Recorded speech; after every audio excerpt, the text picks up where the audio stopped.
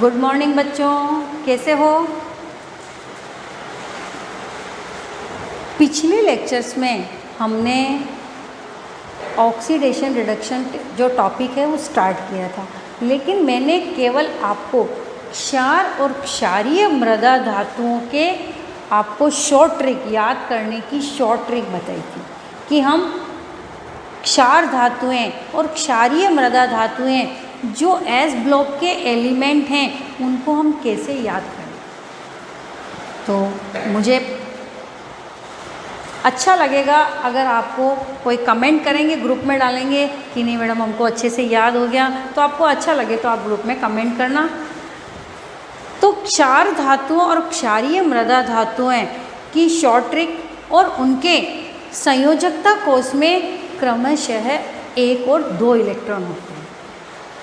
इसी कारण उनकी संयोजकता कितनी होती है? +1 और +2। जो संयोजकता कोष किसे कहते हैं? ये क्षार धातुएं। क्षार धातुएं कोई सी भी ले लो, भले हाइड्रोजन लो भले सीजियम लो, केवल उनकी कक्षा बढ़ती जाएगी जैसे जैसे उनका परमाणु क्रमांक बढ़ेगा। फॉर एग्जाम्पल जैसे ये हाइड्रोजन, ये लिथियम, ये सोडियम, ये अपन ने छोटी क्लासेस में पढ़ा है। हाइड्रोजन, लिथियम, सोडियम, ये पोटेशियम, केवल आपको समझाने के लिए। ये हाइड्रोजन है, इसका जो परमाणु क्रमांक है वो कितना है? 1।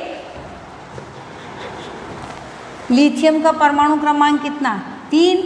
सोडियम का परमाणु क्रमांक कितना? 11। और पोटेशियम का कितना है? 19। परमाणु क्रमांक किसे कहते हैं ये भी आपने छोटी क्लास में पढ़ा। जब हम पीरियोडिक टेबल पढ़ेंगे तब आपको बताऊंगी जो इलेक्ट्रॉन और प्रोटॉन को क्या करते हैं, बताते हैं परमाणु क्रमांक। तो हाइड्रोजन, अगर हम इसमें इलेक्ट्रॉन, ये हाइड्रोजन है, कोई भी तत्व होता है उसमें क्या होती है? एक नाभिक होता है जिसमें प्रोटॉन और न्यूट्रॉन रहते हैं, और नाभिक के बाहर एक कक्षा होती है, ठीक है ना, ऑर्बिट, जिसको इंग्लिश में ऑर्बिट बोलते हैं। उसमें इलेक्ट्रॉन क्या करते हैं? घूमते हैं या राउंड करते हैं या चक्कर लगाते हैं। तो ये मान लो नाभिक है और ये क्लास है, कक्षा है। हाइड्रोजन का परमाणु क्रमांक कितना? 1 है। ये आपने 10th में भी पढ़ा है। तो अगर इसका इलेक्ट्रॉनिक विन्यास लिखते हैं तो हाइड्रोजन का 1 इलेक्ट्रॉन किस में भरा जाता है?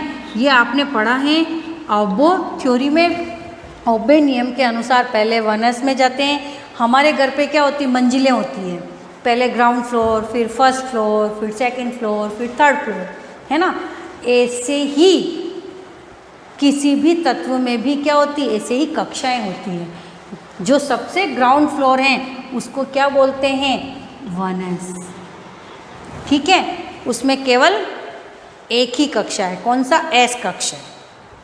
कक्षा और कक्षा में भी अंतर है, वो मैं बाद में बताऊंगी। 1s। फिर उसके बाद ऊपर जाते हैं अपन, ग्राउंड फ्लोर के बाद फर्स्ट फ्लोर। फर्स्ट फ्लोर में आ जाता है 2s और 2p, यानी कि फर्स्ट फ्लोर है लेकिन वो कितने भागों में डिवाइडेड है? 2 पार्ट में। एक को हम बोलेंगे 2s और एक को बोलेंगे 2p। फिर ये भी वापस डिवाइडेड होते हैं। जो 1s होता है उसमें अधिकतम 2 इलेक्ट्रॉन आ सकते हैं, जबकि जो p होता है वो 3 भागों में, s हमेशा 2 भाग, एक ही भाग में होता है, और अधिकतम उसमें कितने इलेक्ट्रॉन आ सकते हैं? 2। ये आपने प्रीवियस क्लास यानी 9th और 10th में आपने अध्ययन किया है, अच्छे से अध्ययन किया होगा। नहीं तो हम यहाँ और पढ़ेंगे आराम से। ये जो p कक्षक होता है वो 3 भागों में डिवाइड होता है, यानी कि ये फर्स्ट फ्लोर, ये सेकंड फ्लोर, इसको बोलते हैं K कोश, K कोश, और इसको बोलते हैं L, ये ग्राउंड फ्लोर। इस ग्राउंड फ्लोर में कितना है? ये एक ही कमरा है ना। एक कमरा मतलब 1s। उसमें कितने जन आ सकते हैं? 2। तो यहाँ पे हम किसको रखेंगे? इलेक्ट्रॉन्स को। तो 2 इलेक्ट्रॉन्स आ सकते हैं। इसके बाद आता है L, ये आपका फर्स्ट फ्लोर। फर्स्ट फ्लोर में क्या है? 2 भागों में डिवाइडेड है। एक एस में और एक पी में। एस में एक ही कमरा है जिसमें 2 जन आ सकते हैं, यानी 2 इलेक्ट्रॉन आ सकते हैं, और जो पी है वो वापस 3 पार्ट में डिवाइडेड है। वो जो पी वाला एरिया है वो वापस उसमें 3 कमरे हैं, यानी पूरा जो पोर्शन है आपका फर्स्ट फ्लोर वो कितने भागों में डिवाइडेड है, 2 पार्ट्स में। अब इसमें भी अधिकतम कितने इलेक्ट्रॉन आ सकते हैं, हर कमरे में 2। अब आप सोच रहे होंगे मैडम एक आपने ऊपर बनाया और एक आपने नीचे बनाया, तो इलेक्ट्रॉन्स क्या होते हैं, एक क्लॉकवाइज होता है और एक एंटी क्लॉकवाइज बोलते हैं। ये भी आपने प्रीवियस क्लासेस में पढ़ा होगा। आपने शायद पूरा ऐसे डायग्राम बनाया, आप पूरा एक इलेक्ट्रॉन ऊपर की ओर और एक इलेक्ट्रॉन नीचे की ओर, ये पढ़ा होगा। ये 2s, ठीक है ना। तो हमेशा इलेक्ट्रॉन पहले किस में जाते हैं, 1s में, फिर किस में जाते हैं, 2s में, फिर किस में जाते हैं, 2p में। यानी कि सेकंड फ्लोर में भी पहले 2s में जाएंगे, फिर 2p में, और 2p में भी पहले जो पूरा एरिया है यानी कि इसमें जाएंगे, पहले एक इलेक्ट्रॉन इसमें, फिर इसमें, फिर इसमें। ये आपने ऑब्बो थ्योरी पढ़ी थी, याद है तो इसको मैं रिपीट कर देती हूँ, ध्यान हो तो। ये देखिए 1s, ये आपके डायग्राम कुछ याद आएगा आपको, देखो ऐसा था बना हुआ, 1s 2s 3s। जो तीसरा मंजिल होती है ये ग्राउंड फ्लोर, फर्स्ट फ्लोर और ये सेकंड फ्लोर, ये K कोश, ये L कोश, ये M, इसमें 3D भी आ जाता है। इलेक्ट्रॉन कैसे भरते हैं वो समझाने के लिए बता रही हूँ। 1s 2s 2p 3s 3p और ये 3D, फिर है 4s 4p 4d, और 4d के बाद क्या आ जाता है, 4f भी आ जाता है, ठीक है ना। 5s 5p 5d 5f। ये केवल आपको समझाने के लिए, आपने पढ़ा होगा ऐसा एक डायग्राम जिसमें आपके ऐसे बने हुए थे, तीर बने हुए थे। ये केवल आपको यहाँ पे 5s 5d 5f और यहाँ पे क्या लिख देती हूँ मैं, 6s। सबसे पहले इलेक्ट्रॉन कहाँ जाते हैं, 1s में। ये देखो 1s से इलेक्ट्रॉन कहाँ जाएंगे, ये देखिए 2s में, 2s से इलेक्ट्रॉन, ये ऐसे घुमाना, इसको यूँ करके यूँ घुमाना, तीर बना दिए मैंने पहले। फिर इलेक्ट्रॉन कहाँ जा रहा है, 1s। पहले सबसे पहले किस में डालेंगे, 1s में। कितने डालेंगे, 2 डाल सकते हैं। जैसे फॉर एग्जांपल हाइड्रोजन, हाइड्रोजन का परमाणु क्रमांक कितना, 1। अगर आपको हाइड्रोजन का क्या लिखना है, ये बेसिक है, उसके बाद हम थोड़ा सा ऑक्सीडेशन रिडक्शन अपन डीपली पढ़ेंगे। तो हाइड्रोजन का परमाणु क्रमांक कितना, 1। अगर आपको इलेक्ट्रॉनिक विन्यास लिखना है हाइड्रोजन का तो आप कैसे लिखेंगे, तो सबसे पहले इलेक्ट्रॉन को कहाँ भेजेंगे, 1 में, 1s में, यानी कि 1s1, एक इलेक्ट्रॉन तो उसके ऊपर शो करते हैं। फिर अगर हाइड्रोजन के बाद होता है हीलियम, अगर हम उस हिसाब से देखें तो आवर्त सारणी के हिसाब से इसका परमाणु क्रमांक कितना है, 2। अगर मुझे हीलियम में भरने हैं इलेक्ट्रॉन तो हीलियम का परमाणु क्रमांक कितना है, 2, तो हम कितना भरेंगे, 1s2, यानी कि ये पूरा भरने के बाद हम ऊपर जाएंगे। तो पहले 1s कंप्लीट हो गया। अगर मुझे लिथियम का लिखना है, लिथियम का परमाणु क्रमांक कितना है, 3। अगर मुझे इसका इलेक्ट्रॉनिक विन्यास लिखना है तो पहले इलेक्ट्रॉन किस में जाएंगे, 1s में। 1s में अधिकतम कितने रह सकते हैं, 2, तो 1s में कितना हो गया, 2 इलेक्ट्रॉन पहले किस में डाले, 1s में। फिर अभी एक बच रहा है तो 1s के बाद किस में डालेंगे हम, 2s में। देखिए आप 1s से इलेक्ट्रॉन कहाँ जाएगा, 2s से। 2s बढ़ने के बाद इलेक्ट्रॉन कहाँ जाते हैं, 2p में। ये सब पढ़ रखा आपने। लिथियम के बाद बेरिलियम, परमाणु क्रमांक कितना है, 4। अब इलेक्ट्रॉन क्या होगा, 1s2 2s2, यानी 4 इलेक्ट्रॉन भरने। तो पहले हम किस में भरेंगे, पहले हम 1s में भरा, फिर हमने 2s कंप्लीट। अब देखो 2s भी भर गया। अब 2s के बाद इलेक्ट्रॉन किस में जाएगा, तो 2s के बाद इलेक्ट्रॉन जाएगा 2p में। ये देखिए यूँ घुमाना आपको, यहाँ से एरो कर दिए, फिर आपको पहले 1s से 2s में, 2s से 2p में। 2p भरने के बाद हम 3s में जाते हैं। तो ये हो गया बेरिलियम।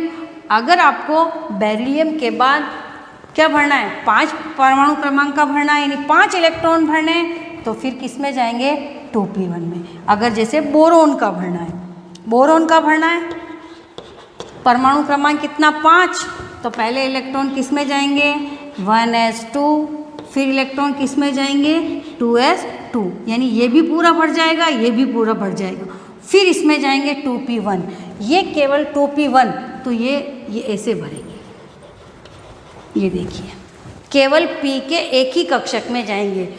p भी वापस 3 भागों में डिवाइडेड होता, px, py एंड pz। ये हम बाद में बहुत अच्छे से डीपली पढ़ेंगे, ये अभी केवल तुमको जनरल आपको इंट्रोडक्शन दे रही हूँ। तो 1s से हम इलेक्ट्रॉन कहाँ गए 2s में, 2s से 2p में, 2p में भी पहले कहाँ जाएंगे, पहले वाला जो सबसे x में, फिर y में और फिर z में, तो क्या हो जाएगा 2p1। बोरॉन के बाद अगर आ जाए कार्बन, जिसका परमाणु क्रमांक कितना है 6, अगर आपको 6 इलेक्ट्रॉन भरने तो आप कहाँ जाएंगे, अब पहले 1s में, फिर 2s में, फिर 2p में। अभी 2p में अधिकतम कितने भर सकते हैं हम, 6 इलेक्ट्रॉन। अभी तो हमारे पास कितने हैं, कार्बन का परमाणु क्रमांक कुल मिला के हमको कितने भरने 6, तो सबसे पहले हम कहाँ भरेंगे 1s में 2, 2s में 2 और 2p में 2। लेकिन 2p में हम एक ही कक्षक में 2 नहीं भरेंगे, एक एक करके भरेंगे, ये भी एक नियम है। तो फिर कहाँ भरेंगे, ये 2p2, यानी कि 1s2, 2s2, 2p2। फिर कार्बन के बाद आपका आ जाएगा नाइट्रोजन, नाइट्रोजन में भरना है। नाइट्रोजन का परमाणु क्रमांक कितना होता है 7। अब 7 इलेक्ट्रॉन भरने, तो ये तो नाभिक, नाभिक में क्या आ गया 1s में कितने भर दिए 2, ये अब यहाँ से भी देखो ये नाभिक। अब ये भी आपको प्रतीक कैसे लिखते हैं, यहाँ परमाणु क्रमांक लिखते हैं और यहाँ पे क्या लिखते हैं द्रव्यमान संख्या, ये हमें सब आगे बताऊंगी आपको। नीचे लिखते हैं परमाणु क्रमांक, ऊपर लिखते हैं द्रव्यमान संख्या। तो अभी हम पढ़ रहे हैं जैसे नाइट्रोजन, नाइट्रोजन में आपको कितने इलेक्ट्रॉन भरने 7, जो परमाणु क्रमांक है उतने ही क्या होते हैं इलेक्ट्रॉन्स होते हैं। 7 इलेक्ट्रॉन कहाँ भरेंगे, नाभिक के बाहर कक्षा में भरे जाते हैं, यानी कि K, L, M जो भी है उसमें। तो सबसे पहले 1s में जाएंगे, 1s में कितने इलेक्ट्रॉन हो गए 2, फिर 2s में गए 2, फिर 2p, ठीक है ना, फिर कहाँ जाएंगे 2p में, तो ये 2p में कितने, कार्बन में 2p2 और इसमें कितने होते हैं 2p3, यानी कि एक इलेक्ट्रॉन कहाँ जाएगा लास्ट वाले कक्षक में। अब जैसे ही हम ऑक्सीजन में आते हैं, ऑक्सीजन का परमाणु क्रमांक कितना होता है 8, ये भी आपको पता है। ऑक्सीजन का परमाणु क्रमांक कितना होता है 8, यानी मुझे 8 इलेक्ट्रॉन भरने। 8 इलेक्ट्रॉन कैसे भरेंगे, वही सेम प्रोसीजर चलेगा, पहले 1s में, फिर 2s में, फिर हम जाएंगे 2p में। अब लेकिन 2p में कितने इलेक्ट्रॉन भरने हमको 4, पहले भरेंगे 1s में, फिर 2s में और 2p में 1-1 करके एक एक करके हम इलेक्ट्रॉन भरेंगे। यानी कि मान लो उस p एरिया में हमारे पास 3 कमरे, तो एक एक करके एक एक कमरे में एक एक इलेक्ट्रॉन को भेजेंगे, एक यहाँ, एक यहाँ, एक यहाँ, 3 हो गए। अभी भी एक बच रहा है, तो एक को आप कहीं नहीं डालोगे, कहाँ डालोगे, अब इसका क्या बनाओगे पेयर, यानी जोड़ा। पेयरिंग करेंगे तो कहाँ करेंगे, यहाँ करेंगे। समझ में आ गया आपका, ये इलेक्ट्रॉनिक कॉन्फ़िगरेशन सही रहेगा। अगर आप ऐसे 3 है 2 यहाँ डाल देते हो तो ये आपका कॉन्फ़िगरेशन यानी कि इलेक्ट्रॉनिक विन्यास गलत हो जाएगा। तो ये केवल आपको मैं बेसिक नॉलेज देने के लिए आपको बताया कि किसी भी जो कक्षा होती है उसमें इलेक्ट्रॉन कैसे भरे जाते हैं। थैंक यू बच्चों।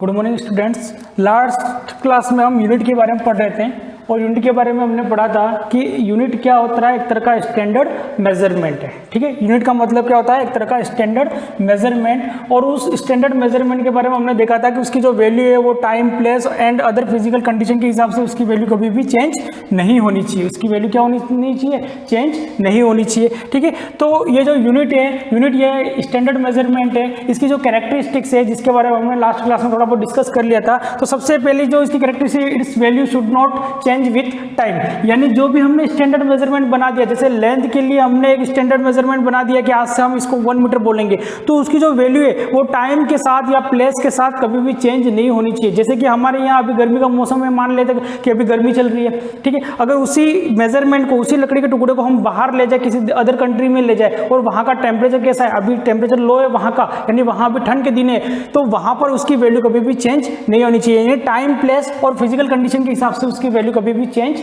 नहीं होनी चाहिए। इस टाइप के मेजरमेंट को हम बोलेंगे स्टैंडर्ड मेजरमेंट। ठीक है, दूसरा must be well defined. Must be well defined का मतलब क्या होता है कि जैसे हमने लास्ट क्लास में आपको बताया था कि अगर वाटर का बॉइलिंग टेम्परेचर 100 डिग्री सेल्सियस है, कि हमने बोल दिया कि जो आज से हमने एग्री कर लिया कि जो वाटर बॉईल होगा तो उसका जो बॉइलिंग टेम्परेचर है उस टेम्परेचर को हम बोलेंगे 100 डिग्री सेल्सियस। ठीक है, तो यहाँ कंट्रोवर्सी क्या होती है कि जैसे जब वाटर बॉईल हो रहा है तो उसके ऊपर जो एयर है उस एयर के प्रेशर को हम इंक्रीज कर देंगे तो वाटर का बॉइलिंग टेम्परेचर चेंज हो जाएगा। अगर उसके ऊपर की जो एयर है उसको हम क्या करेंगे, एयर का प्रेशर कम कर देंगे तो उसका जो बॉइलिंग टेम्परेचर है क्या हो जाएगा, चेंज हो जाएगा। तो हमने देखा कि जैसे हम माउंट एवरेस्ट पे गए तो माउंट एवरेस्ट पे हम जाते हैं तो वहां का प्रेशर कैसा है, कम है। और हमने देखा था प्रेशर और टेम्परेचर का रिलेशन कि P डायरेक्टली प्रोपोर्शनल T।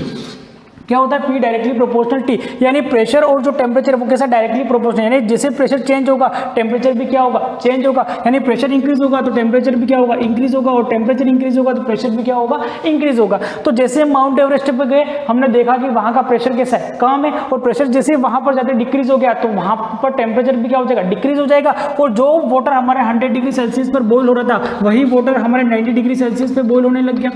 ठीक है, तो ये कंट्रोवर्सी होगी कि हमने तो फिर एग्री किया था आपस में कि आज से हम 100 डिग्री सेल्सियस को बोलेंगे वाटर का बॉइलिंग टेम्परेचर, पर ये तो नहीं है, अभी तो 90 डिग्री सेल्सियस पर ही वाटर बॉईल होना स्टार्ट हो गया। तो हमने साथ में एक कंडीशन लगा दी, और वो कंडीशन क्या है कि 100 डिग्री सेल्सियस पर वाटर बॉईल होगा बट वहां का प्रेशर कैसा होना चाहिए, एट नॉर्मल प्रेशर।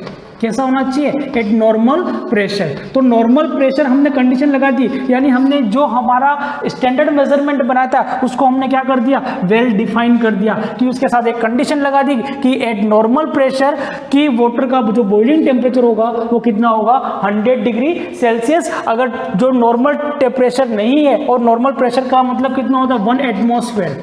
कितना नॉर्मल प्रेशर कितना होता है, 1 एटमॉस्फेयर।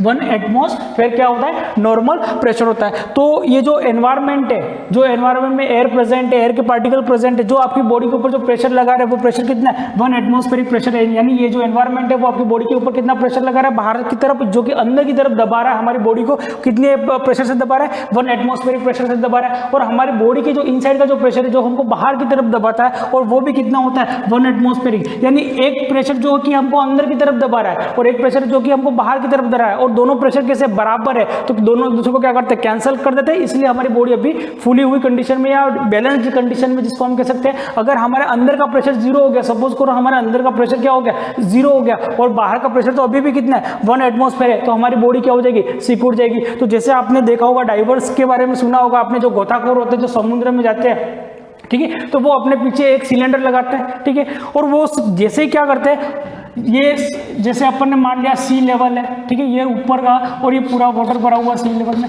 जैसे ही कोई डाइवर्स अंदर जाएगा, जैसे कोई डाइवर्स अंदर जाएगा, उनको ट्रेनिंग में सिखाया जाता है कि हर 10 मीटर के बाद उनका जो सिलेंडर है उसके वॉल को उनको क्या करना है, ओपन करना है। क्या करना है, ओपन करना है। तो वो क्या करते हैं कि जैसे कि अगर कोई यहाँ पर कोई आदमी खड़ा है, अर्थ पे कोई आदमी खड़ा है ये, ठीक है, तो यहाँ पर इसके ऊपर जो प्रेशर है वो कितना है, 1 एटमॉस्फेरिक प्रेशर है। पर जैसे ये वाटर के अंदर जाता है तो बाहर का प्रेशर कितना है, तो 1 एटमॉस्फेरिक प्रेशर है। पर ये जो ऊपर इतना जो वाटर है वो भी इसके ऊपर क्या लगा रहा है, प्रेशर लगा रहा है। यानी बाहर इसकी बॉडी के ऊपर का जो प्रेशर हो गया वो क्या हो गया, इंक्रीज हो गया, और बॉडी के अंदर का प्रेशर तो अभी भी कितना था, 1 एटमॉस्फेयर था। तो उनको सिखाया जाता है कि हर 10 मीटर के अंदर डेप्थ में जाने से आपको क्या करना है, आपके जो पीछे जो वॉल लगा हुआ है उसके उसका जो सिलेंडर लगा हुआ है उसके वॉल को आपको ओपन करना है, और उस वॉल को ओपन करके वो क्या करते हैं, इनकी बॉडी के जो अंदर का जो प्रेशर है उस प्रेशर को इंक्रीज करते हैं। क्यों करते हैं? क्योंकि बाहर का प्रेशर इंक्रीज हो रहा है, अगर बॉडी के अंदर का प्रेशर इंक्रीज नहीं हुआ तो बॉडी क्या हो जाएगी, पिचक जाएगी।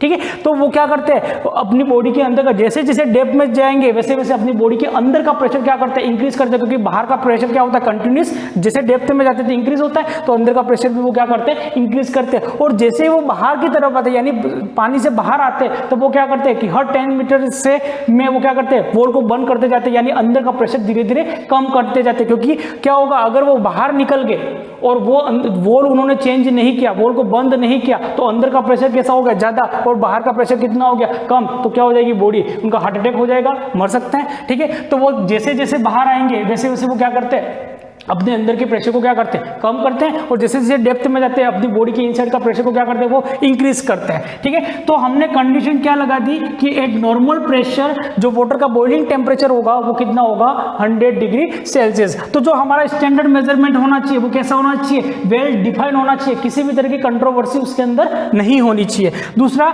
Should not be get destroy with time, यानी ऐसा मेजरमेंट, हमारा जो स्टैंडर्ड मेजरमेंट होगा वो ऐसा नहीं होना चाहिए कि टाइम के साथ खराब हो जाए या टाइम के साथ डिस्ट्रॉय हो जाए। जैसे कि हमने एक लोहे की रोड ले ली, ठीक है, और उसको हमने बोला आज से 1 मीटर, ठीक है, तो हमने देखा कि 1 साल तक तो ठीक है, बढ़िया है, 2 साल हो गए, 3 साल हो गए, 4 साल बाद हमने देखा कि उसके अंदर जंग लग गया और वो टूट गया है। ठीक है, तो ऐसा हमारा मेजरमेंट नहीं होना चाहिए, जिसकी लेंथ समय के अनुसार या टाइम समय के अनुसार या किसी फिजिकल कंडीशन के हिसाब से उसकी जो लेंथ है, जैसे हमने लेंथ के लिए मेजरमेंट किया 1 मीटर, तो उसकी वैल्यू चेंज हो, यानी उसकी वैल्यू कभी भी चेंज नहीं होनी चाहिए, वो टाइम के साथ डिस्ट्रॉय नहीं होना चाहिए, ऐसा हमारा स्टैंडर्ड मेजरमेंट होना चाहिए। ठीक है, must be reproduce whenever we needed, यानी मतलब क्या होता है कि अगर हमने एक स्टैंडर्ड मेजरमेंट बनाया है तो वो ऐसा होना चाहिए कि अगर हमको कहीं पर भी जरूरत पड़ेगी तो उसको हम वापस रिप्रोड्यूस कर सके। ऐसा नहीं कि एक ही था और वो हम गायब हो गया हमारे से तो हम उसको वापस उसको रिप्रोड्यूस नहीं कर सकते, ऐसा नहीं होना चाहिए। जैसे कि एक एग्जांपल ले लो कि जैसे कि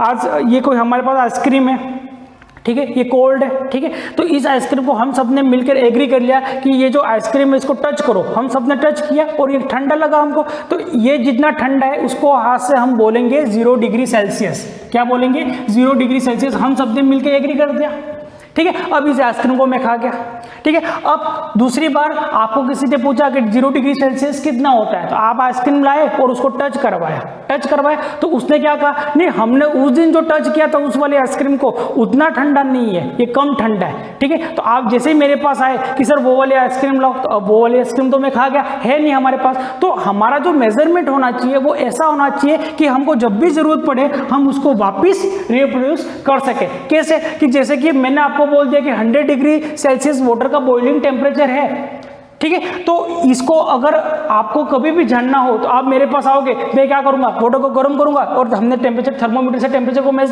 जब टेम्परेचर का प्रेशर कितना है, नॉर्मल प्रेशर है, तो हमने देखा कि वाटर का जो बॉइलिंग टेम्परेचर है वो कितना है, 100 डिग्री सेल्सियस है। तो हम कभी भी बता सकते, किसी को भी अगर बताना हो तो कभी भी हम वाटर को बॉइल करके नॉर्मल प्रेशर पर वाटर को बॉइल करके हम बता सकते हैं कि जो हमारा प्रेशर है वो कितना, टेम्परेचर है, बॉइलिंग टेम्परेचर वो कितना है, 100 डिग्री सेल्सियस है। यानी जो हमारा जो स्टैंडर्ड मेजरमेंट होगा वो क्या होगा, must be reproduce whenever we need, यानी हमको जब भी जरूरत पड़ेगी तब हम उसको वापस रिप्रोड्यूस कर सके, ऐसा हमारा मेजरमेंट होना चाहिए। Should be proper size, neither too big और नॉट टू शॉर्ट। इसका मतलब क्या होता है कि जैसे कि हमने लेंथ का कोई मेजरमेंट बनाया या फिर हमने मास का कोई मेजरमेंट बनाया, तो मास का मेजरमेंट हमने बनाया ये वाला, ठीक है, कि आज से हम इसको 1 kg बोलेंगे, ठीक है। तो ये समय के साथ या इसकी अगर लेंथ बढ़ गई या इसका मास इंक्रीज, अब मास तो इंक्रीज नहीं हो सकता, पर जैसे कि हमने यहाँ पर इसको बोला कि 1 kg, ठीक है, दूसरी जगह यहाँ पर दूसरी जगह अगर कोई यूज़ कर रहा होगा, दूसरी कंट्री में कोई यूज़ कर रहा होगा तो वहाँ पर 1 kg कैसा होगा, अलग होगा। तो हमारा मेजरमेंट ऐसा नहीं होना चाहिए कि कभी तो उसकी लेंथ ज़्यादा है और कभी उसकी लेंथ कम है, कभी वो बड़ा है कभी छोटा है, ऐसा नहीं होना। सबके पास एक जैसा हमारा मेजरमेंट होना चाहिए। तो ये कुछ कैरेक्टरिस्टिक्स थी किसकी, हमारा स्टैंडर्ड मेजरमेंट की। किसकी? स्टैंडर्ड मेजरमेंट की हमने कुछ कैरेक्टरिस्टिक देखी कि उसकी वैल्यू टाइम के साथ चेंज नहीं होनी चाहिए, वेल डिफाइन होना चाहिए, टाइम के साथ डिस्ट्रॉय नहीं होना चाहिए, जब भी जरूरत पड़े हम उसको वापस रिप्रोड्यूस कर सके, और उसकी साइज में कभी भी गड़बड़ी नहीं होनी चाहिए, कभी बड़ी कभी छोटी, ऐसा नहीं होना चाहिए। ये क्या है, हमारा एक तरह का स्टैंडर्ड मेजरमेंट है। इसके बाद तब जब स्टैंडर्ड मेजरमेंट बने तब हर कंट्री में कुछ अलग अलग मेजरमेंट के सिस्टम बने हुए थे, मेजरमेंट के सिस्टम बने हुए थे, जैसे फ्रांस है, ब्रिटेन है, ठीक है। तो वहाँ पर अपने अपने उनके मेजरमेंट के सिस्टम चल रहे थे। और जैसे कि हमने सिस्टम ऑफ मेजरमेंट,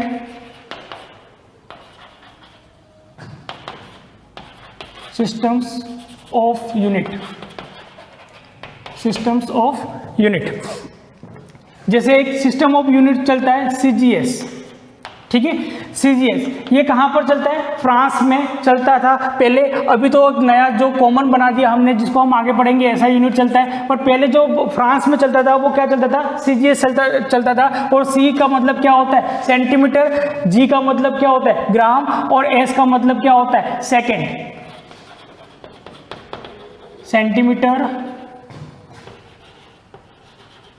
ग्राम और सेकेंड, ठीक है। तो सेंटीमीटर किसकी यूनिट है? तो ये किसकी यूनिट है? लेंथ की। लेंथ का एक मेजरमेंट है, वो क्या है? सेंटीमीटर की, कि हम लेंथ को किस में मेजर करते हैं? सेंटीमीटर में।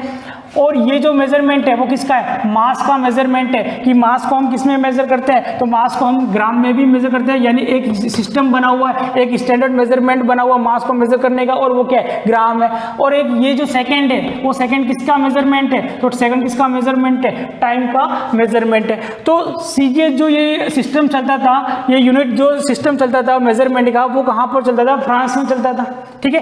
तो ये जो लेंथ की यूनिट क्या थी यहाँ पर? सेंटीमीटर। मास की यूनिट क्या थी यहाँ पर? ग्राम। और टाइम की जो यूनिट थी वो यहाँ पर क्या थी? सेकेंड, ठीक है। एक दूसरा जो हमारे पास चलता था सिस्टम, वो चलता था MKS, या फिर हम कह सकते हैं FPS। एक दूसरा सिस्टम हमारे पास है, ये फर्स्ट सिस्टम हो गया CGS, और दूसरा एक सिस्टम है FPS।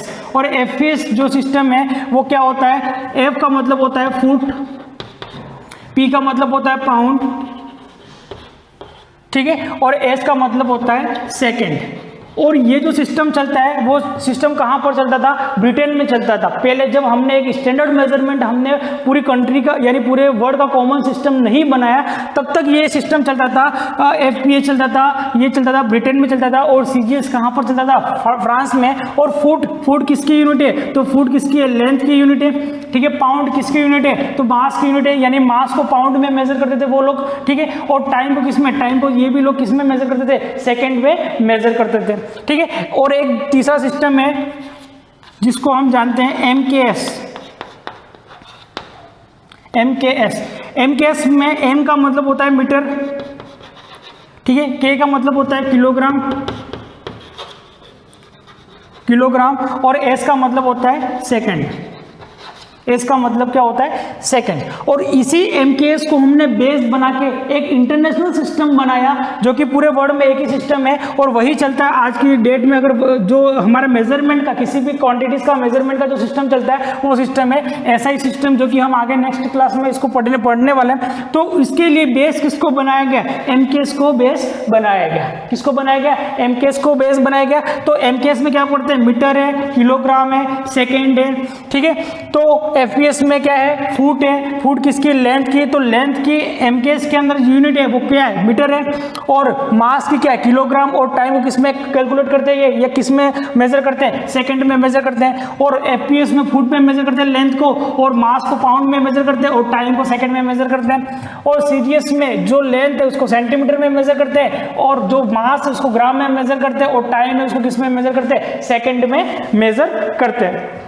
तो जैसे हमारे यहाँ पहले ब्रिटिश रूल चलता था, तो ब्रिटिश रूल चलता था, जिसके कारण हमारे यहाँ भी कुछ उनकी जो मेजरमेंट की जो क्वांटिटीज है, जो क्वांटिटीज का जो मेजरमेंट है वो जैसे हमारे यहाँ चलता था, जैसे कि कुछ चलता था 8 रत्ती।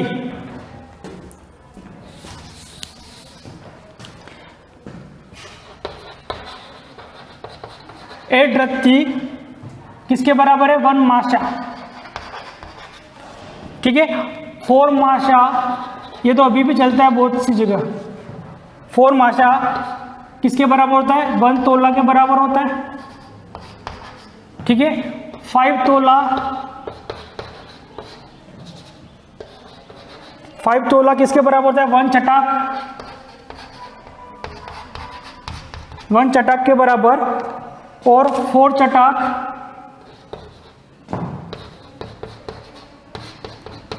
4 चटक होता है 1 पाव, और 4 पाव होता है 1 सेर, और जो 40 शेयर होता है वो किसके बराबर होता है? 1 मंड के बराबर होता है। और मंड का मतलब आप देसी लैंग्वेज में माणो बोलते हो, ठीक है। तो 8 रत्ती यानी 1 माशा, 4 माश यानी 1 तोला, माशा यानी 1 तोला, 5 तोला यानी 1 चटाक, 4 चटाक यानी 1 पाव, और 4 पाव यानी 1 शेर, और 40 शेर यानी 1 मंड होता है, ठीक है। तो ये एक तरह का ब्रिटिश मेजरमेंट सिस्टम था जो कि हमारे यहाँ चलता था पहले, अब तो नहीं चलता है, ठीक है। पर अब भी इसमें से बहुत सारी चीज़ें आपने देखी होगी और सुनने में भी आई होगी बहुत सारी चीज़ें इसके अंदर, ठीक है। तो जो सिस्टम ऑफ यूनिट्स है, तो हमारे पास एक तो पहले सिस्टम था CGS, FPS और MKS, ठीक है। अब ये हर जगह क्या होता था? अलग अलग होता था कि यहाँ लेंथ को हम मीटर में मेजर करते हैं, कहीं और फुट में मेजर करते हैं, कहीं सेंटीमीटर में मेजर करते हैं। तो एविएशंस वगैरह में बहुत सारी दिक्कत होने लगी, या ट्रेडिंग करने में भी हमको बहुत सारी समस्या आने लगी। जैसे कि व्यापार में, जैसे कि हम यहाँ बोलते हैं कि हमको यहाँ 60 रुपये लीटर पेट्रोल मिलता है, कि इंडिया में 60 रुपये लीटर क्या मिल रहा है आपको? पेट्रोल मिल रहा है, ठीक है। अगर आप US वगैरह में चले जाओगे तो वहाँ गैलन में मेजर करते हैं। किस में मेजर करते हैं? गैलन में, कि जैसे कि $6 पर गैलन, $4 पर गैलन। तो अगर आप रशिया में चले जाओगे तो वहाँ पर रंबल करके कुछ चलता है, तो उसमें चलता है। तो हर जगह अलग अलग मेजरमेंट के सिस्टम बनाए हुए थे। तो उसमें क्या ट्रेडिंग करने में दिक्कत होती थी, यानी एक कॉमन लैंग्वेज नहीं थी हमारे पास। तो कॉमन लैंग्वेज के बनाने के लिए 1971 में एक जनरल कॉन्फ्रेंस हुई, और वो जनरल कॉन्फ्रेंस किसके ऊपर हुई? Weight and measurement. किसके ऊपर हुई थी? वेट एंड मेजरमेंट में। तो एक जनरल कॉन्फ्रेंस हुई थी, conference of weight and measurement, ठीक है। तो वेट एंड मेजरमेंट के लिए एक 1971 में एक जनरल कॉन्फ्रेंस हुई थी, जिसमें हर कंट्री से अलग अलग लोग वैज्ञानिक गए थे, और सबने मिला के एक सिस्टम बनाया। सबने मिला के मेजरमेंट का एक कॉमन सिस्टम बनाया, और वो जो कॉमन सिस्टम था वो इंटरनेशनल सिस्टम था, यानी पूरी दुनिया में वही सिस्टम चलेगा किसी भी क्वांटिटीज को मेजर करने के लिए। तो उस सिस्टम का नाम रखा गया, फ्रांस में उस सिस्टम का नाम रखा गया था, फ्रांस लैंग्वेज में। तो उसका नाम लिखा था सिस्टम दी इंटरनेशनल, सिस्टम दी इंटरनेशनल।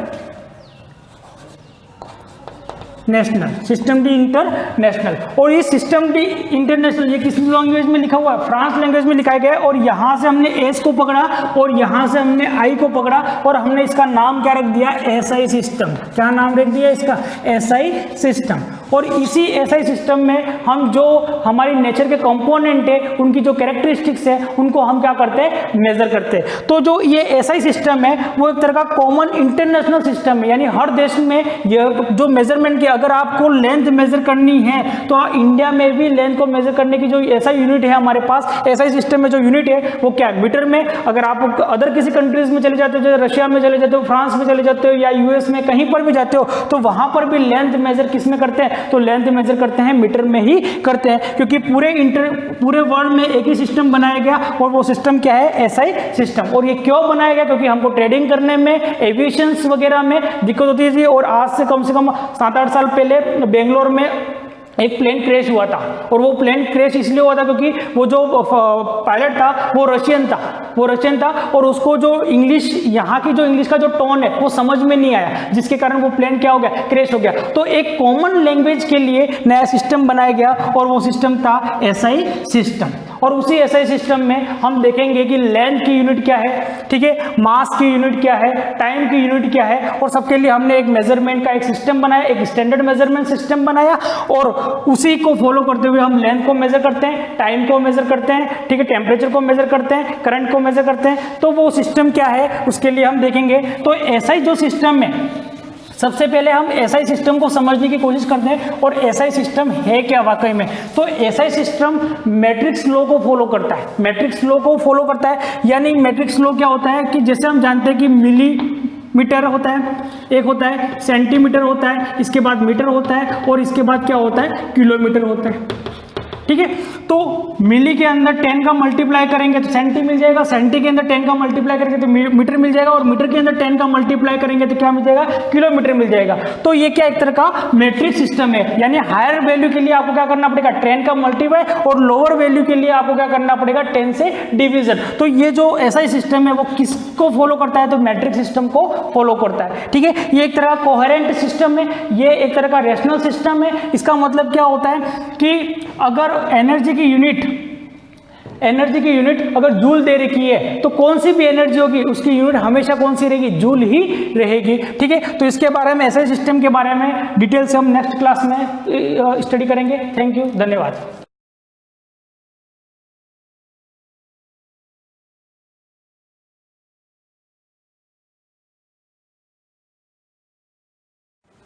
Good morning everyone. हमने प्रीवियस वीडियो में प्रोकैरियोटिक सेल्स के बारे में डिस्कस की थी। मैंने आपको बताया था सेल टाइप के अकॉर्डिंग हमने देखा था कि दो टाइप की सेल्स होती है, एक होती है प्रोकैरियोटिक और दूसरी होती है यूकैरियोटिक। और ये डायग्राम भी मैंने आपको बना के दिखाया था, तो मैंने यहाँ पे फिर से वापस इसको ड्रॉ किया और आपको बता रहा हूँ कि ये डायग्राम होता क्या, और इससे रिलेटेड हमने जो पढ़ा था आपको एक बार रिवाइज हो जाए, ताकि आपको पता रहे कि हमने क्या पढ़ा था। तो जैसे मैंने आपको बता दिया था कि इसके आउटर कवरिंग कैप्सूल्स होती है, कैप्सूल कहलाती है, ठीक है। इसके बाद जो सेल वॉल होती है पेप्टिडोग्लाइकन की बनी होती है। इसका बेस, हुक और फिलामेंट तीनों मिलकर फ्लैजिलम बनाते हैं और फ्लैजिलम मूवमेंट में हेल्प करती है।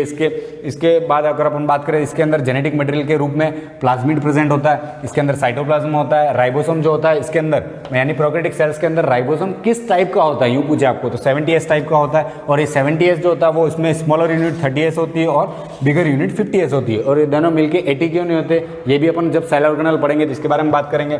इसके बाद इसके अंदर न्यूक्लियस की जगह क्या प्रेजेंट होता है, न्यूक्लियोइड प्रेजेंट होता है आपका, मेसोसोम रेस्पिरेशन में हेल्प करता है। इन सब के बारे में हमने देख लिया था। तो मैं आपको बता दूं कि इसके अंदर जो आपको पूछा जाता है जनरली पॉइंट जो आपको बनाना है इसके अंदर के, आपको क्या ध्यान रखना है कि इसकी जो सेल वॉल होती है वो किससे बनी होती है, cell wall of an prokaryotic cell, यानी cell wall of an prokaryotic cell is made up of peptidoglycan.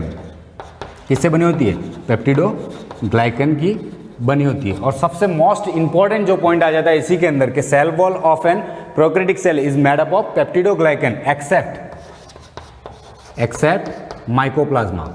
इसके अंदर कोई भी सेल वॉल होती नहीं है, जबकि ये प्रोकैरियोटिक सेल ही होता है, लेकिन इसके अंदर कोई भी सेल वॉल होती नहीं है। ये पीएमटी में हजारों बार क्वेश्चन पूछा गया है, ठीक है। तो आपको ये ध्यान रखना है कि माइकोप्लाज्मा जो सेल होती है, जो मैंने आपको बताया था स्मॉलेस्ट सेल है और पीपीएलओ के टाइप की होती है, 0.1 इसकी 0.1 म्यू इसकी क्या होती है, साइज होती है, और इसके अंदर सेल वॉल प्रेजेंट नहीं होती है। आपको ये ध्यान रखना है, मोस्ट इंपॉर्टेंट हो जाता है माइकोप्लाज्मा जो उसके अंदर सेल वॉल होती नहीं है। तो cell wall cell wall of an prokaryotic cell is made up of peptidoglycan except mycoplasma. सबसे दूसरी बात मोस्ट इंपॉर्टेंट इसके अंदर हो जाती है कि well organized nucleus is absent. इसके अंदर न्यूक्लियस होता नहीं है, मतलब वेल ऑर्गेनाइज नहीं होता। न्यूक्लियस की जगह क्या होता है, इसके अंदर न्यूक्लियोइड प्रेजेंट होता है। तो वेल या न्यूक्लियस एब्सेंट यूं लिख सकते हैं अपन, न्यूक्लियस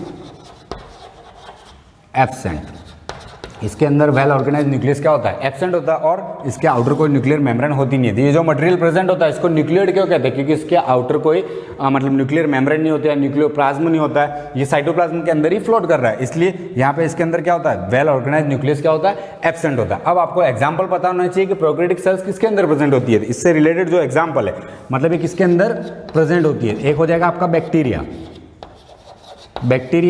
और बैक्टीरिया को हम किसके अंदर प्लेस करते हैं, मोनेरा। मतलब पूरा मोनेरा ग्रुप जो है वो प्रोकैरियोटिक सेल्स से ही बना होता था। आपको ध्यान रखना है 5 किंगडम क्लासिफिकेशन के अंदर सबसे पहला जो क्लासिफिकेशन पढ़ते हैं हम वो पढ़ते हैं मोनेरा, और मोनेरा के अंदर ही सब बैक्टीरिया प्लेस किए जाते हैं। तो आपका बैक्टीरिया हो गया और मोनेरा, इनके अंदर जो सेल्स होती है वो कैसी होती है, प्रोकैरियोटिक सेल्स होती है। दूसरी बात, ये किसके अंदर और प्रेजेंट होती है, तो BGA यानी blue green algae, blue green algae. तो ब्लू ग्रीन एल्गी जो होती है उसके अंदर भी प्रोकैरियोटिक सेल्स प्रेजेंट होती है। और लास्ट जो आपके बचता है यानी बैक्टीरिया हो गया, जिसको हम मोनेरा ग्रुप भी कह सकते हैं। इसके बाद ब्लू ग्रीन एल्गी है और आपका माइकोप्लाज्मा। माइकोप्लाज्मा भी अपने आप में क्या है, एक प्रोकैरियोटिक सेल ही होता है। लेकिन आपको इसके अंदर मोस्ट इंपॉर्टेंट पॉइंट ये ध्यान रखना है कि इसके अंदर सेल वॉल प्रेजेंट नहीं होती, जबकि हम पढ़ रहे हैं कि प्रोकैरियोटिक सेल्स के अंदर तो सेल वॉल होती है और वो पेप्टिडोग्लाइकन की बनी होती है। लेकिन जो आपका माइकोप्लाज्मा है, भले प्रोकैरियोटिक सेल्स है, लेकिन इसके अंदर सेल वॉल क्या होती है, एब्सेंट होती है। ये हो जाता है आपका प्रोकैरियोटिक सेल्स। इसके बाद हम आगे डिस्कस करेंगे आपके यूकैरियोटिक सेल के बारे में कि वो जनरली वो क्या होती है। इसके बाद इनके दोनों के अंदर कंपैरिजन देख लेंगे और आपका ये चैप्टर यहीं पे एंड हो जाएगा।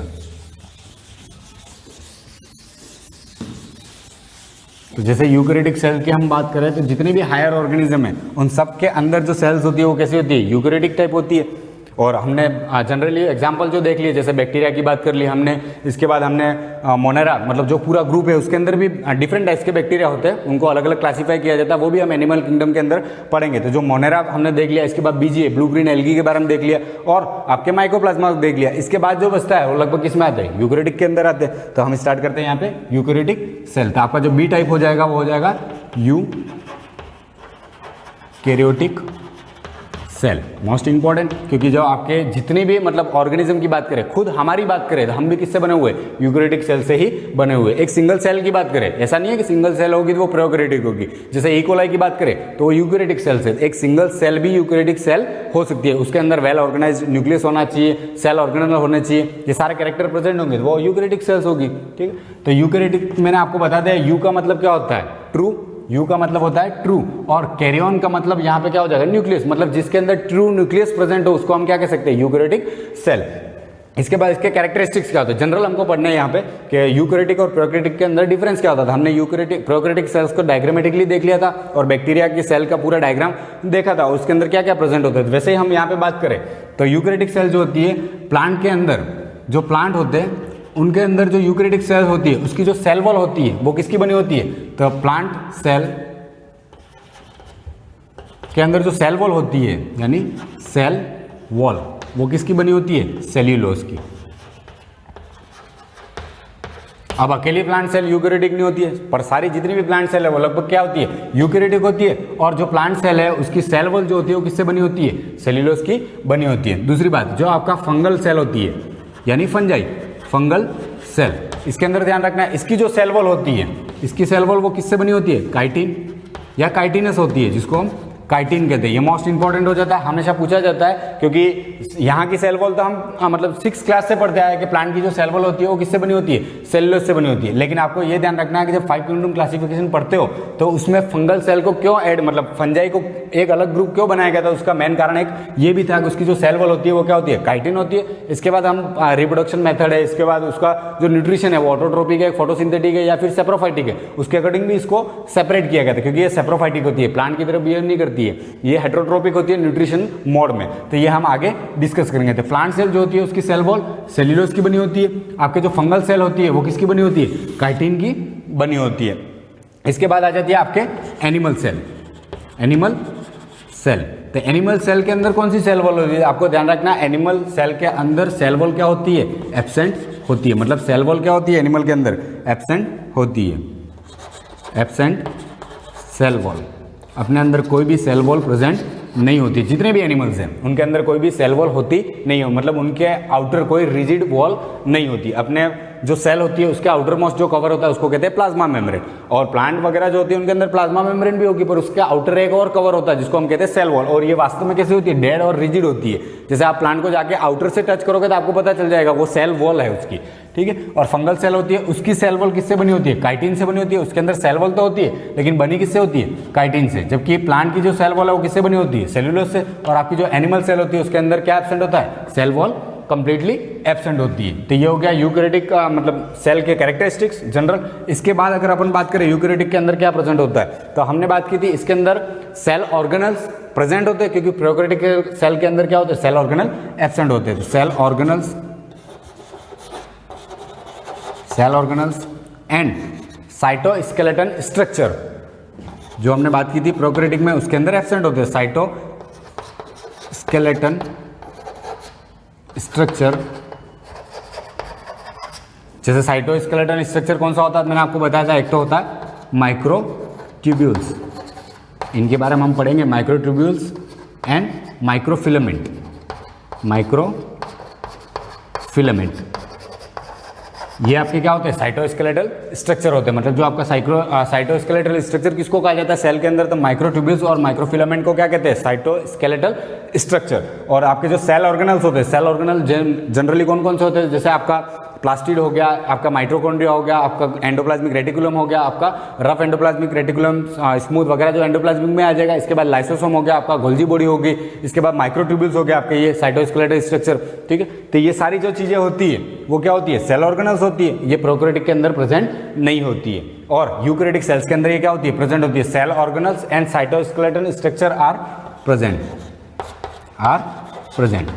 अब इनके एग्जाम्पल कौन कौन से, मतलब ये किस किस के अंदर पाई जाती है और हम उसको यूकैरियोटिक सेल कहेंगे। थी इनके एग्जाम्पल होते हैं, एक तो प्रोटिस्ट, यानी प्रोटिस्ट है आपका जो प्रोटिस्ट ग्रुप होता है। आप जब 5 किंगडम क्लासिफिकेशन आपने जनरल इंट्रोडक्शन में देखा होगा तो इसका नाम भी आया था प्रोटिस्ट। इसके बाद आपके बचता क्या, फंजाई यानी फंगल सेल, इसको हम फंजाई कहेंगे। इसके बाद है आपके plant cell and animal cell, plant and animal sales.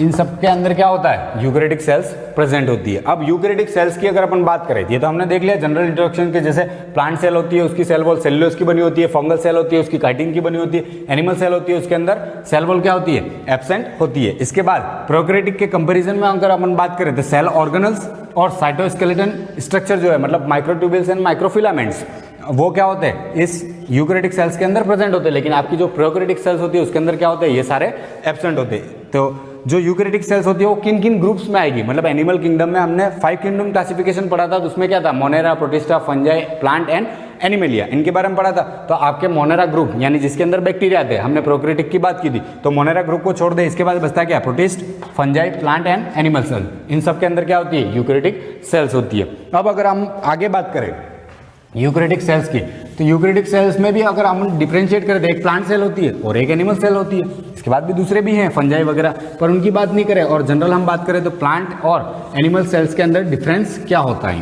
तो जनरल अपन डिफरेंस देख लेते हैं यहाँ पे, इतना ज़्यादा कोई डिटेल में जाने की जरूरत नहीं उसकी। तो यूकैरियोटिक सेल्स है, जैसे उसमें यूकैरियोटिक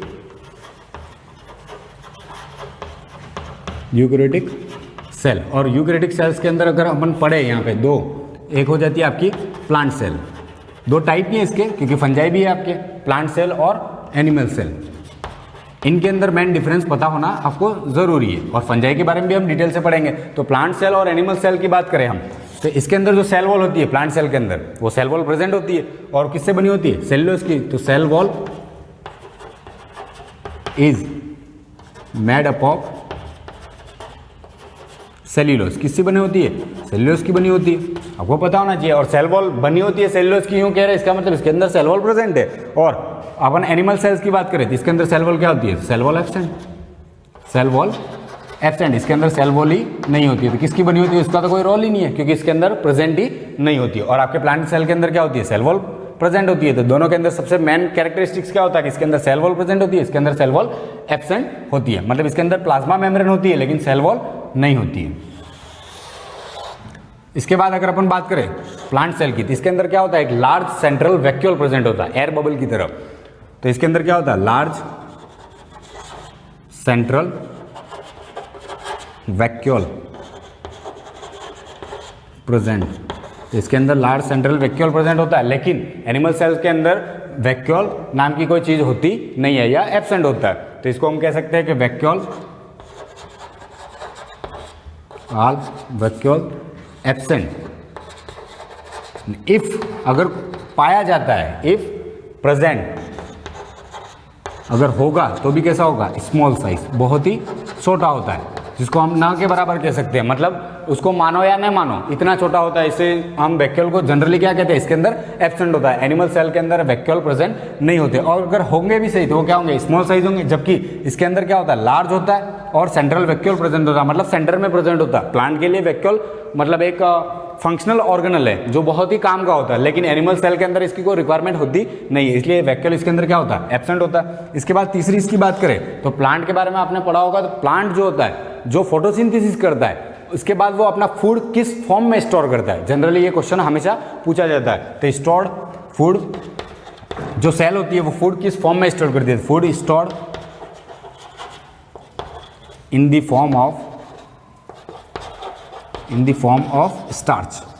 स्टार्च की फॉर्म में क्या करते हैं, ये फूड को स्टोर करते हैं। किस फॉर्म में स्टोर करते हैं, स्टार्च की फॉर्म में, तो food stored in the form of starch. इसके बाद अगर हम एनिमल सेल्स की बात करें तो एनिमल किस फॉर्म में अपने फूड को स्टोर करते हैं, तो फूड अपनी सेल्स में कैसे स्टोर होता है, food stored in the form of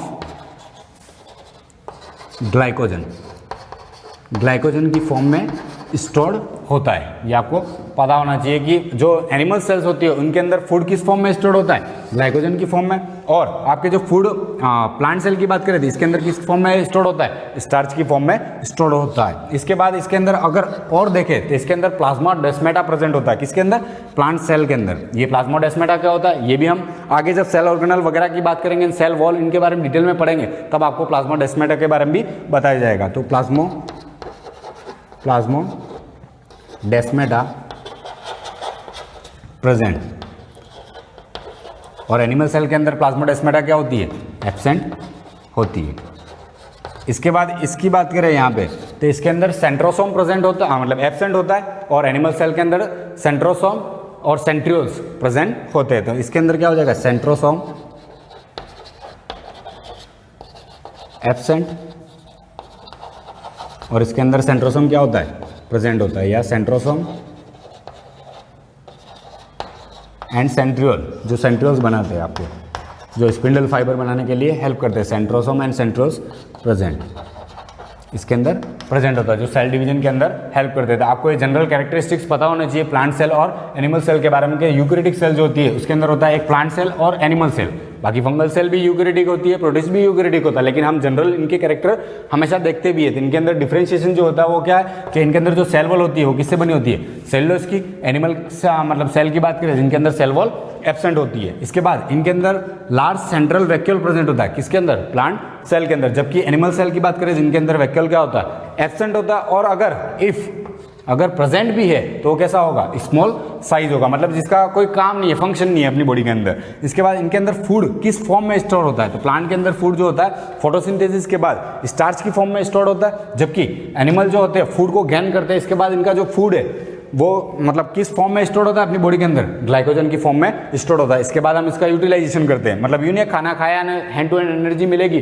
जैसे ही भूख लगी वापस तो वो खाना खत्म हो जाएगा। आपका जो फूड है वो असिमिलेट होने के बाद ग्लाइकोजन की फॉर्म में स्टोर रहता है, इसी का हम इस्तेमाल करते हैं इन द फॉर्म ऑफ ग्लूकोस्फीयर। इसके बाद इसके अंदर प्लाज्माडेस्माटा जो होती है वो प्रेजेंट होती है, जबकि एनिमल सेल के अंदर प्लाज्माडेस्माटा क्या होती है, एब्सेंट होती है। इसके बाद इसके अंदर प्लांट सेल के अंदर सेंट्रोसोम एब्सेंट होता है, जबकि सेंट्रोसोम और सेंट्रियोल जो होते हैं वो एनिमल सेल्स के अंदर प्रेजेंट होते हैं। ये हो गया आपके चैप्टर से रिलेटेड, मतलब आपका चैप्टर कंप्लीटली यहाँ पे क्या होता है, खत्म हो जाता है, द सेल। इसके बाद जो इससे रिलेटेड होते हैं उनके बारे में हम बात करेंगे, जैसे सेल ऑर्गेनल्स हो गया, सेल डिवीजन हो गया, वो पूरा कंबाइंड चैप्टर आपका बना हुआ नहीं है। इसलिए आपको ध्यान रखना है कि यहाँ पे आपका चैप्टर क्या हो जाता है, कंप्लीटली खत्म हो जाता है। ठीक है, तो ये चैप्टर आपका यहीं पे एंड हो जाता है। Thank you.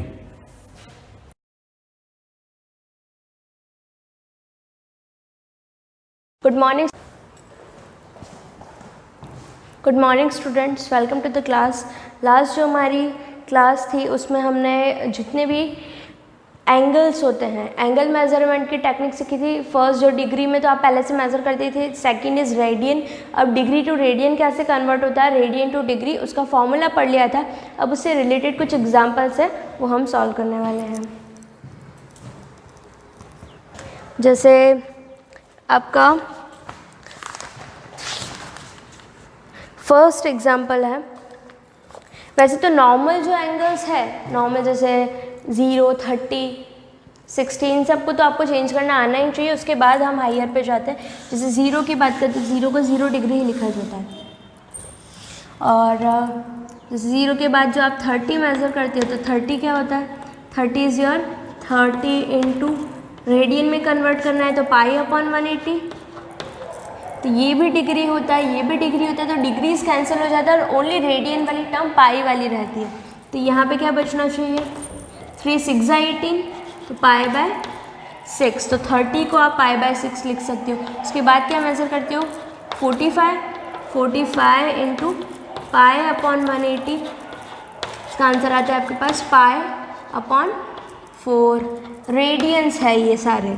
45 देन आता है 60 degree, 60 into π/180 degree, that is equal to, इसका जो आंसर बनेगा 0 0 का आंसर 3 टाइम π/3।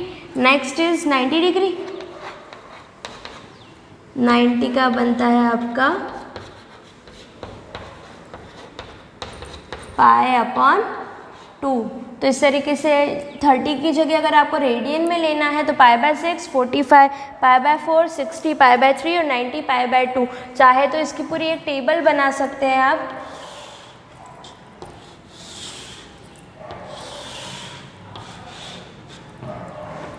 कि जो मेन एंगल्स आपके यूज़ होते हैं 0, 30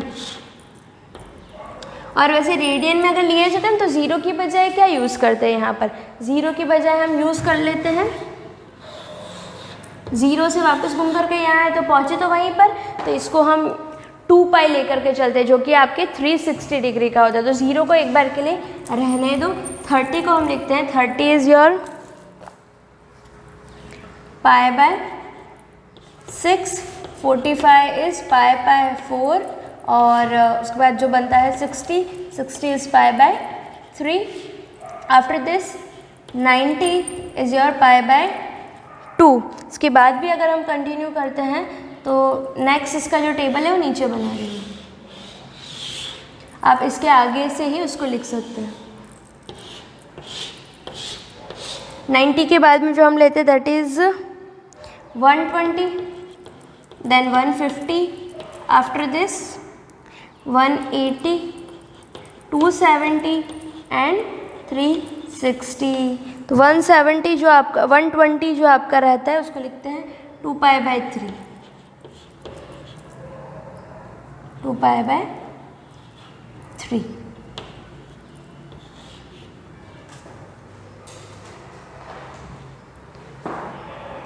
2π/3।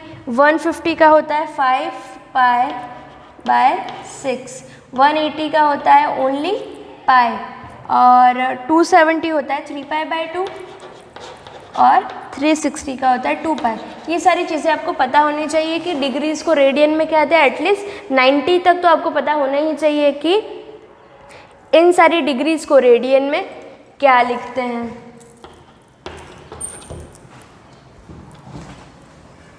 अब ये तो आपकी बेसिक जो डिग्रीज़ है जो एंगल से यूज़ में आते हैं इन सब का मेजरमेंट हो गया। अब रैंडम सा कोई भी नंबर आपको गिवन है और फिर कह दे कि उसको डिग्री में कन्वर्ट करो या फिर रेडियन में कन्वर्ट करो, तो वो चीज़ कैसे करेंगे। तो इसके लिए हम लेते हैं हमारा बुक का example number first.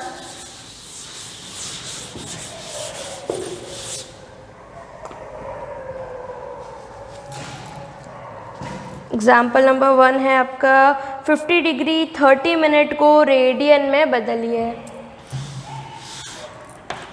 50 degree 30 minute,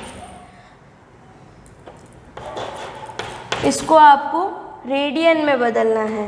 इसको कन्वर्ट करना है, किस में कन्वर्ट करना है, रेडियन में कन्वर्ट करना है।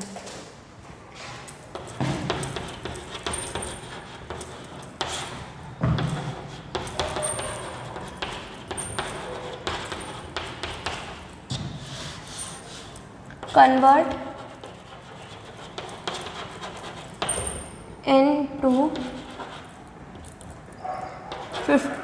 into radian.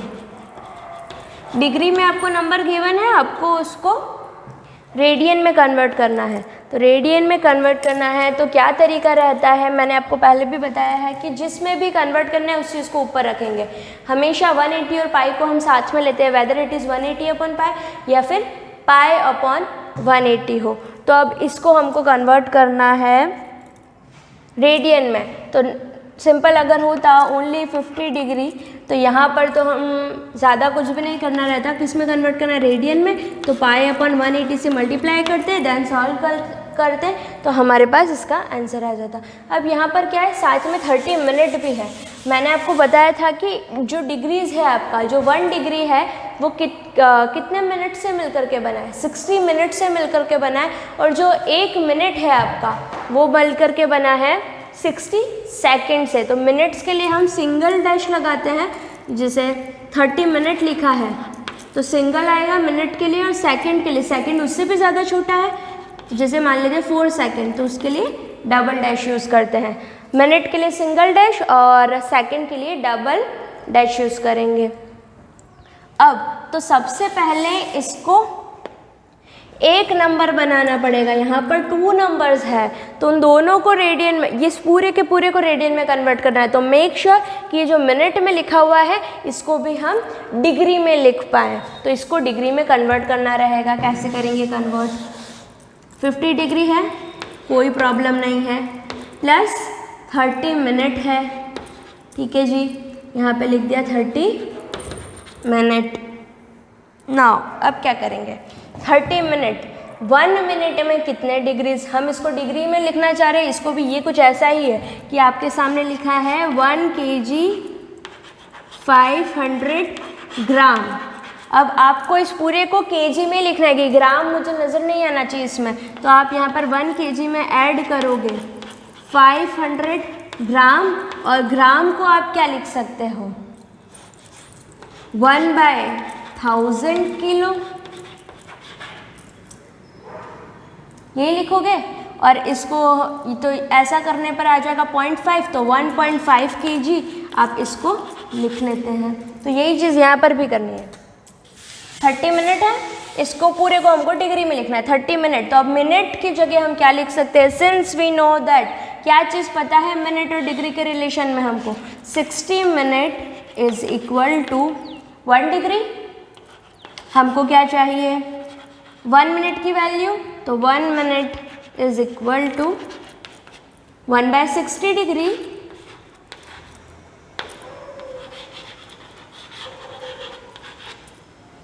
यहाँ यूनिट में कोई कन्फ्यूजन तो नहीं है। जैसे 60 minute is equal to 1 degree, 1 minute is equal to 1/60 degree. अब यूँ देखा जाए तो यहाँ पर ये तो मिनट का था, ये डिग्री का है, तो सिर्फ यूनिट हमने डिग्री क्यों लगाई? रीज़न ये कि यहाँ पे 1 मिनट है। तो अगर किया जाएगा यहाँ पर, देखो इसको ध्यान से,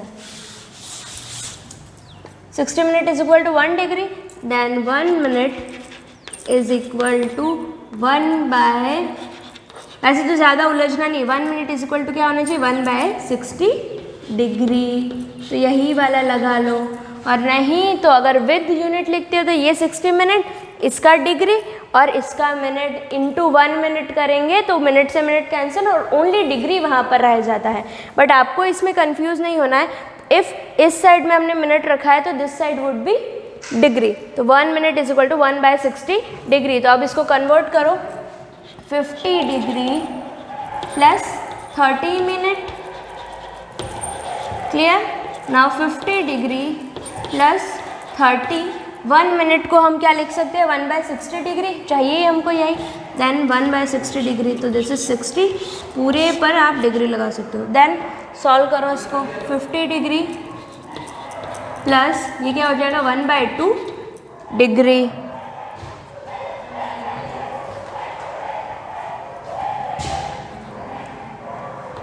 one by two degree, then solve करो इसको। 50 प्लस हाफ, पूरा सॉल्व होगा तो क्या बनेगा? ये 2 एलसीएम ले लिया, 5 2 ज़ा 10, 100, ये बन गया 100, 50 इंटू 2 100, 100 प्लस 1 101/2 डिग्री। ये पूरा का पूरा डिग्री में है, आपको इसको रेडियन में कन्वर्ट करना है। अब आपका जो नया क्वेश्चन बन गया है दैट इज़ 101/2 डिग्री।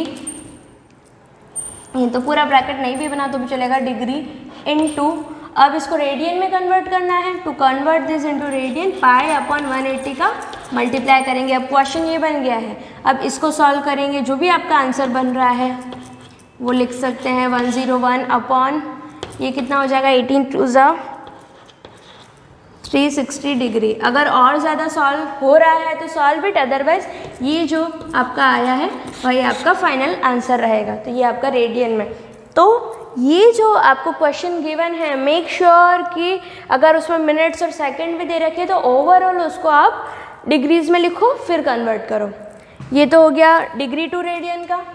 अब नेक्स्ट जो हम लेंगे that is radian to degree.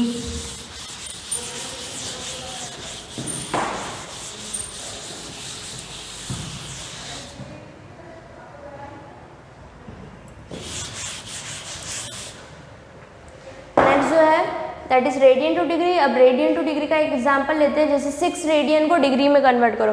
Question है आपका, एग्जांपल नंबर 2 है ये। जिनके पास भी बुक नहीं है वो डायरेक्टली मैं यहाँ जो क्वेश्चन बताऊंगी वही सॉल्व करेंगे।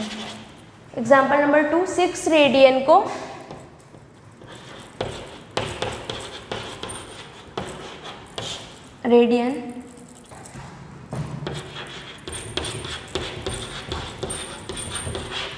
डिग्री में बदलिए।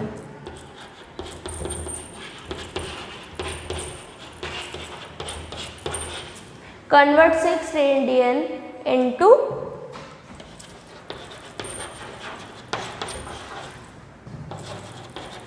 6 रेडियन into डिग्री। इसको आपको डिग्री में कन्वर्ट करना है। कैसे करना है? बहुत ही ईजी, कुछ नहीं करना।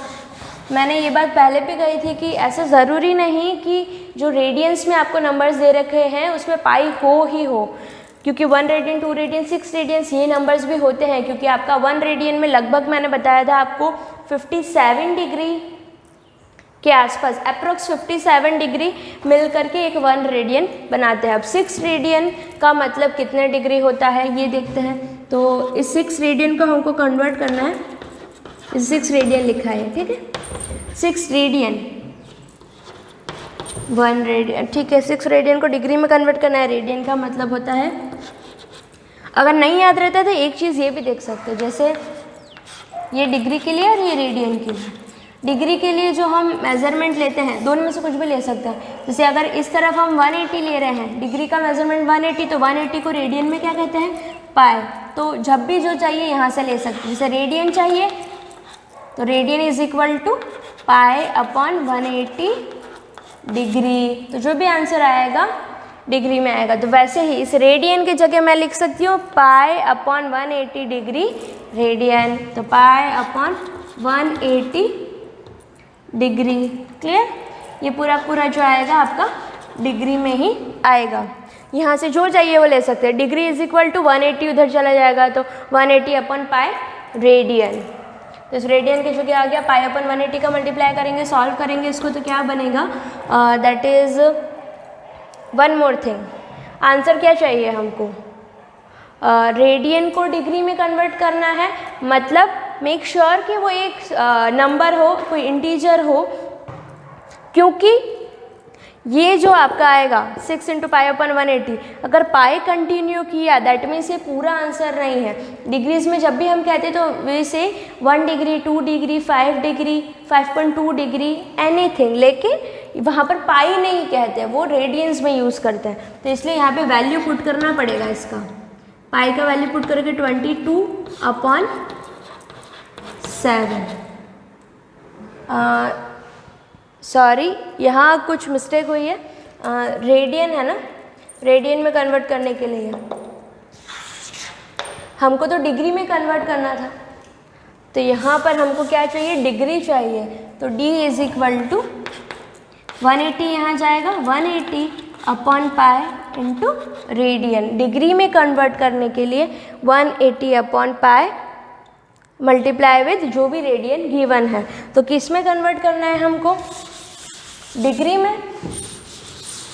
डिग्री में कन्वर्ट करना है तो डिग्री के लिए क्या करना है? डिग्री वाले को ऊपर रखना है, यानी कि 180 डिग्री को ऊपर रखेंगे, नीचे आएगा हमारा पाई। अब क्या करना है? यहाँ पर पाई का वैल्यू पुट करना पड़ेगा। ऐसे ही सिंपल रख देंगे तो वो डिग्री में इतना यूज टू नहीं रहता है। पाई की जगह आपको वैल्यू पुट करनी रहेगी ताकि सिंपल इंटीजर्स में आपका आंसर आ सके। तो 6 इंटू 180 अपॉन 22 अपॉन 7 है, ये 7 ऊपर चला जाएगा तो यहाँ क्या बनेगा? 6 into 180 into 7 upon 22। Clear? Now इसको सॉल्व करते हैं। तो जैसे 2 से मैंने इसको किया तो 2 1 2, 2 1 2, 2 3 6। तो नाउ यहाँ पर क्या बनेगा? 3 इंटू 180 इंटू 7 अपॉन 11। 18 3 54 होता तो ये क्या बन जाएगा? 540 इंटू 7 अपॉन 11। अब इस चीज़ को हम सॉल्व करेंगे तो हमारे पास आएगा, दोनों को मल्टीप्लाई कर दो और कुछ सिंप्लीफिकेशन हो नहीं रहा तो देन मल्टीप्लाई इट। मल्टीप्लाई करेंगे तो क्या आएगा? इसका आगे कर रही हूँ मैं, 0 7 4 28 2 7 5 35 35 36 37 तो 3780 अपॉन 11। नाउ 3780 को जब हम 11 से डिवाइड करेंगे तो हमारे पास क्या आएगा, 11 3 ज़ा 33, देन हमारे पास बचा 4, 11 4 ज़ा 48, फिर 4 बचा, फिर 11 3 ज़ा 33, अगेन 7 बचा। तो जो भी रिमाइंडर आ रहा है हमारा 7 रिमाइंडर आ रहा है एट द एंड, इसको जब हमने डिवाइड किया तो जो रिमाइंडर आ रहा है, तो पॉइंट ऑफ आंसर नहीं लाना है, हमारे पास मिनट्स और सेकंड का ऑप्शन है तो हम उनमें लिख लेंगे। तो अब जो नेक्स्ट रिमाइंडर बचा है, रिमाइंडर को लिखेंगे ऊपर न्यूमरेटर में, अपॉन डिनोमिनेटर में आ जाएगा आपका ये जो डिवाइडेड है 11। ओके, ये डिविज़र आ जाएगा यहाँ पर 343 7/11। अब यहाँ तक भी फ्री नहीं हुआ है ये, 343 डिग्री चाहिए, पूरा डिग्री है, मिनट में आंसर लेकर के आओ इसको। तो 343 में तो कोई इशू नहीं है, इसका मैं यहाँ सॉल्व कर रही हूँ आगे का। 343 प्लस ये डिग्री है ये, प्लस इसको आप लिख सकते हो 343 प्लस 7/11, चाहे तो सॉल्व करके देख सकते हो, फिर से यही आएगा आंसर, प्लस 7/11 डिग्री है ये। हमको क्या चाहिए, ये मिनट में चाहिए भी, नो कि 1 डिग्री में कितना मिनट होता है, 60 मिनट होता है। तो यहाँ क्या बनेगा 60 मिनट, 343 डिग्री, देन इसको सॉल्व करेंगे। ये बन जाएगा आपका 7 6 ज़ा 42 0 11, देन इसको अगेन सॉल्व करेंगे तो आएगा 343 डिग्री, और मिनट्स क्या बनेगा आपका 11 3 ज़ा 33, देन 9, फिर 11 8 ज़ा 88, फिर 2 बच रहा है। तो जो भी रिमाइंडर है अपॉन आपका डिविज़र आ जाएगा, तो 2/11 आ गया, बट उसमें भी ये मिनट है। अब ये क्या हो जाएगा 343 डिग्री प्लस, अब मिनट का ये तो प्योर मिल चुका है आपको integral, that is 38 minute plus 2/11 minute we have. अभी सेकंड का ऑप्शन और है हमारे पास, तो इसको और आगे एक्सटेंड किया जा सकता है। तो एटलीस्ट सेकंड तक तो हमको सॉल्व करना ही है। Now 343 degree plus 38 minute plus 2/11 minute है, तो ये मिनट है। As we know that 1 minute में कितना सेकंड होगा, 60 सेकंड्स। नाउ ये 1 मिनट मल्टीप्लाई होगा 60 से, तो क्वेश्चन आपका बनेगा 343 डिग्री 38 मिनट, ये होगा।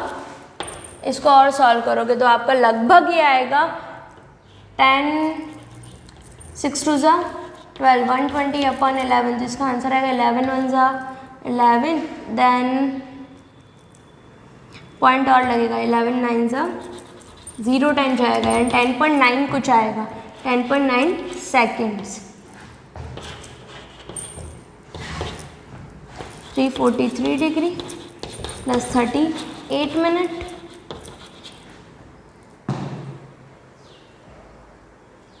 ओके 38 मिनट और ये सेकेंड। तो 343 डिग्री मिनट को कैसे शो करते हैं, सिंगल डैश, और इसको अप्रॉक्सीमेटली आप कह सकते हो 11। तो फर्स्टली तो मैंने लिखा 10.9 सेकेंड्स, अप्रॉक्सीमेटली ये नंबर हो जाएगा 343 degree 38 minute 11 second. This is your answer. Clear है। अब इससे रिलेटेड जितना भी degree to radian, radian to degree है, एक्सरसाइज के क्वेश्चंस भी आपको ही सॉल्व करने रहेंगे। Thank you.